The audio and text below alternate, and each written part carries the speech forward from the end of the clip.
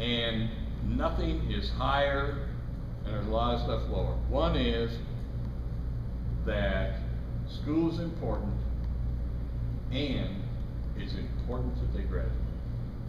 That's it. Those are the two things out of home environment. If people will do that, here's what happens.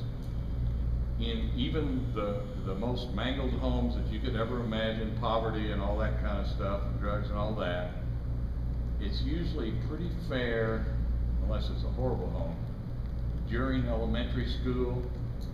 But when getting a job becomes more important than graduating, school goes out the window.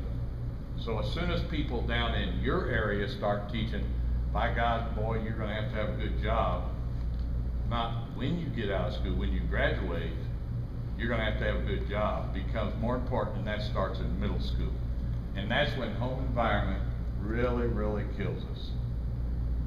In rural areas and in some of the high poverty urban areas.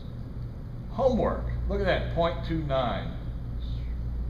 You guys were right to put it down pretty low, but 0.29 is homework overall, K through 12.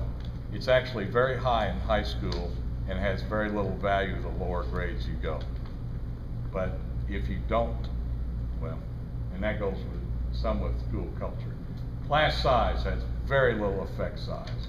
Anything between 17, 15, and 25. And really, the teacher has so much more effect. And even if there's 5 kids in the class, and if the teacher cannot differentiate and individualize, it has no effect on what those kids learn over a class of 25.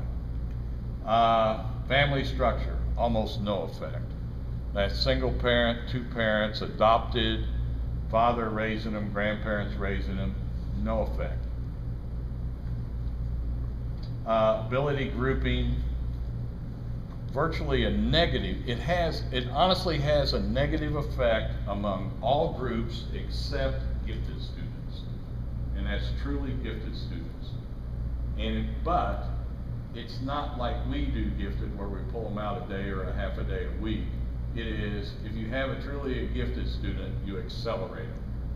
And if it's an 8th grader that could be a freshman in college, you put them there and you teach them the stuff.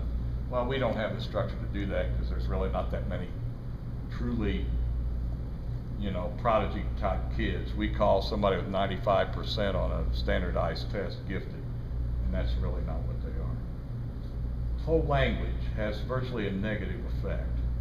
Levita, were you involved in the whole language movement back when? Yes.